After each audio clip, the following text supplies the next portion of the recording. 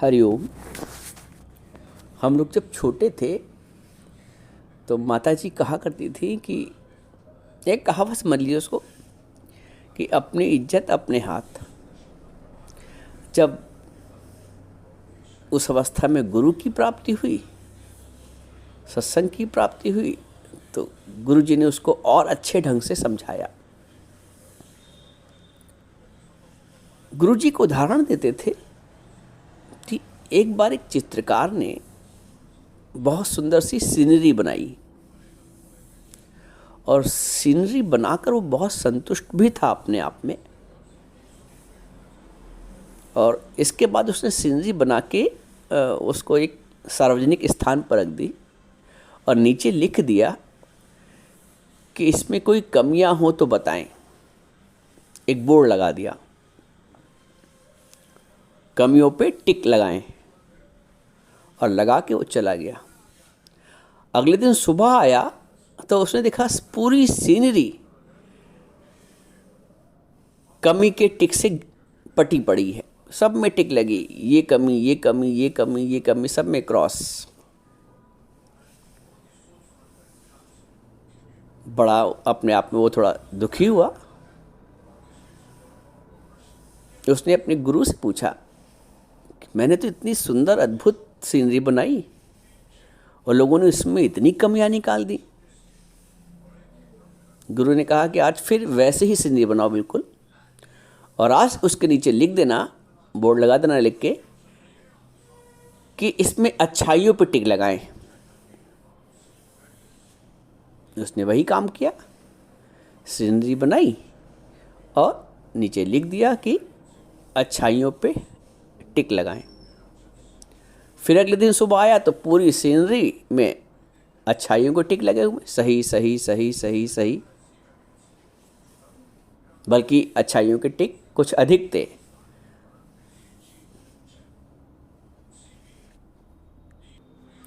तो वो चित्रकार थोड़ा हतप्रभ हो गया कि बिल्कुल हूबहू सीनरी, उसमें लोगों ने इतनी कमियां निकाल दी, और अगले दिन उसी सीनरी में इतनी अच्छाइयां ढूंढ ली।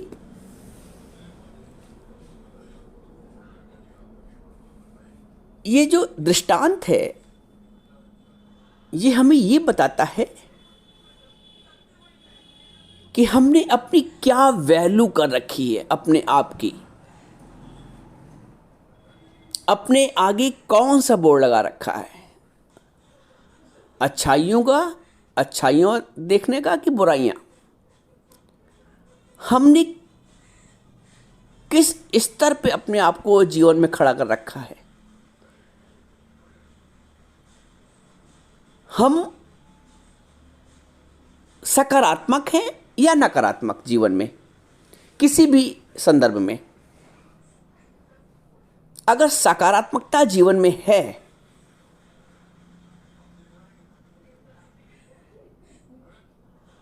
तो नकारात्मकता नहीं आएगी। बात समझिए, आपने सही का निशान के लिए लिख रखा है तो लोगों का जो मस्तिष्क है, बुद्धि है, विवेक है, वो फिर सही ढूंढेगा। और यदि आपने स्वयं ही नकारात्मकता का बोर्ड लगा रखा है अपनी सोच के हिसाब से, तो फिर लोग कमियां ही ढूंढेंगे। आप लोगों में कमियां ढूंढोगे क्योंकि आपकी नकारात्मकता भरी हुई आप में, और लोग आप में कमियां ढूंढेंगे। ये जो सिद्धांत है ये जीवन के हर पहलू में लागू होता है। हम इसको समझने के लिए एक घर की स्थितियों से समझते हैं। यदि आप अपने घर में, आपका जो नेचर है वो बहुत टोका टाकी वाला है, तो कोई आप में सही का निशान नहीं लगाएगा, क्रॉस।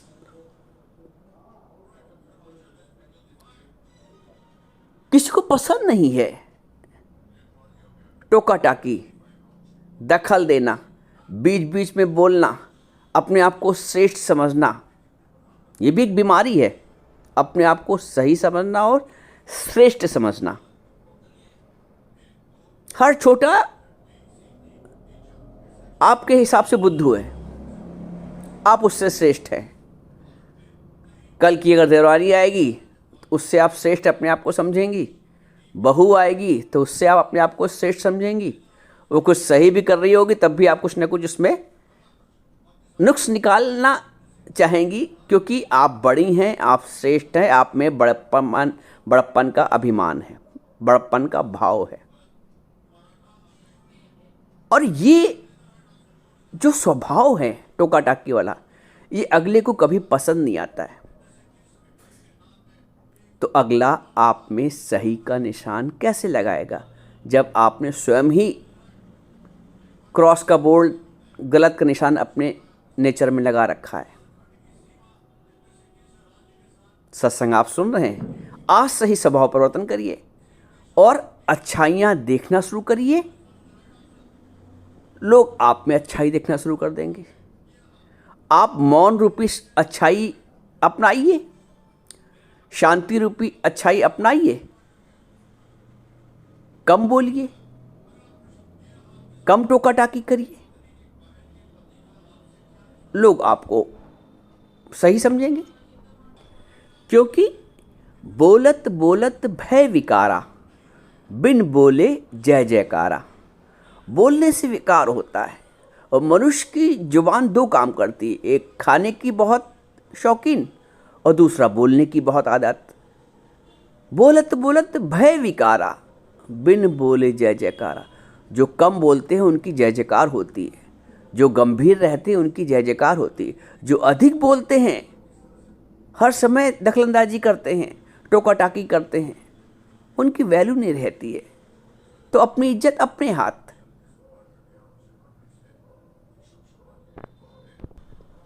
कोई शादी विवाह फंक्शन होता है, अब आप अपने को इतना योग्य समझते हैं, इतना काबिल समझते हैं कि ज़बरदस्ती बीच में सलाह देने पहुंच जाते हैं। कोई मांग भी नहीं रहा है और जब आपके अनुसार नहीं होता है तो आपको फील भी होता है,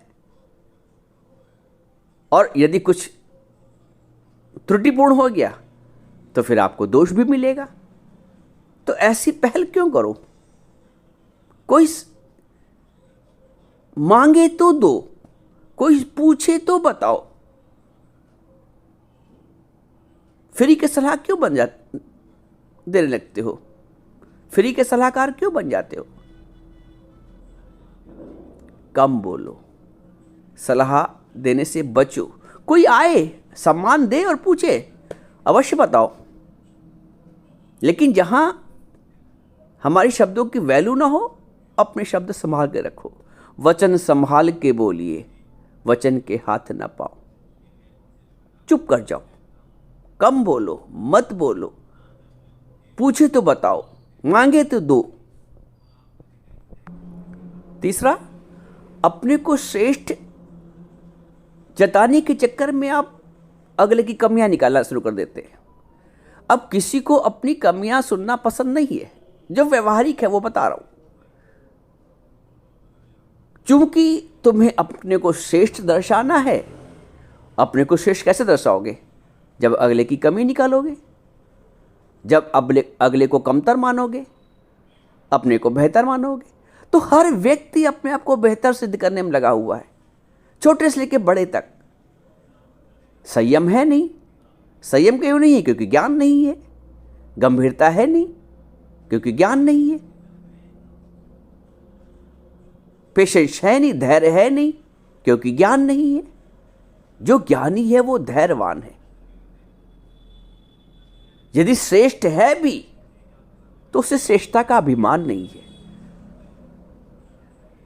क्योंकि उसको श्रेष्ठता का अभिमान नहीं है, इसलिए वो किसी की कमियों को भी उजागर नहीं करता है। हर व्यक्ति एक दूसरे की कमी उजागर कर रहा है। एक भैंस गाय से कहती तेरी पूंछ काली। अब भैंस जो पूरी काली है, वो गाय की जरा से पूंछ काली है तो उसको कहती तेरी पूंछ काली। और जबको अपना पूरी काली है, अपने को नहीं दिख रहा उसको, अपने आप को। जीवन ही दूसरों की कमियां निकालने में लग जाता है। दूसरे के दोषों में निकल जाता है। जबकि एक उंगली ही उसकी तरफ है, 3 उंगली अपनी तरफ है, लेकिन फिर भी अपने को, क्योंकि ज्ञान नहीं है। तो श्रेष्ठता के अभिमान से बचो, बड़प्पन के अभिमान से बचो। ज्यादा बड़प्पन का अभिमान, कोई एक दूसरे को नहीं पूछता है, कोई नहीं मानता है, वो दौर खत्म गया।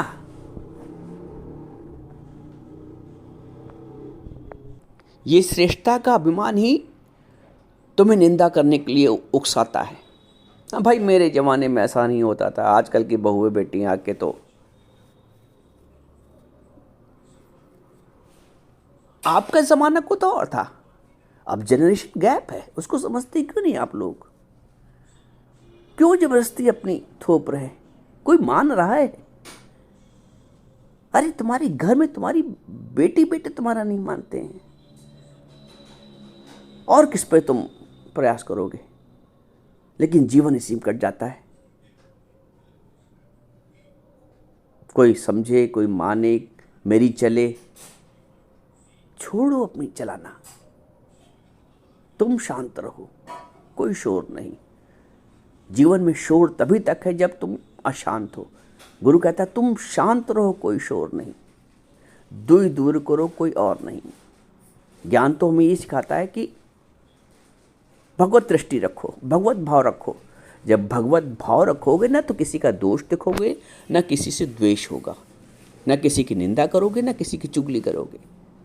हर रूप में भगवान अपनी लीला कर रहा है, अपने खेल खेल रहा है, अपनी रचना रच रहा है। आप ज्ञान के आधार पे गंभीर बनिए, धैर्यवान बनिए। चंचलता अच्छी नहीं होती है, चंचलता अच्छी नहीं होती है। स्थिर पानी में अपनी सूरत नहीं दिखेगी। चंचल मन में भी भगवत दर्शन नहीं होगा। मन शांत होगा तभी भगवत दर्शन भी होगा, और मन शांत होगा ज्ञान के वचनों को लगाने से, गुरु के वचनों को अपने ऊपर लगाने से। सिर्फ सुनने से काम नहीं होगा सत्संग। अपनी वैल्यू बनाओ, कुछ गंभीर बनो, कुछ चिंतनशील बनो। बहुत ज़्यादा उच्छृंखला अच्छी नहीं होती है। आप जिस स्तर पे हैं, जिस ओहदे पे हैं, आप गंभीरता रखिए, आप ज्ञानवान बनिए। अज्ञानी आदमी की कोई वैल्यू नहीं होती है। अज्ञानी व्यक्ति, पुरुष, हिंदी, कोई भी हो, कोई वैल्यू नहीं है। ज्ञान का आचरण करिए। गुरु तो ये कहता है जड़ और चेतन में भगवत भाव हो। तुम इंसान में नहीं देख पाते हो, अपनों वालों में भगवत भाव नहीं रख पाते हो। जिस दिन भगवत भाव भरपूर हो जाएगा, तुम स्वयं देव के समान पूजे जाओगे। एक ज्ञानी की बड़ी वैल्यू होती है, जहां जाता है उसका सम्मान होता है, क्योंकि उसके आगे बोर्ड लगा हुआ है सहनशीलता का, धैर्य का।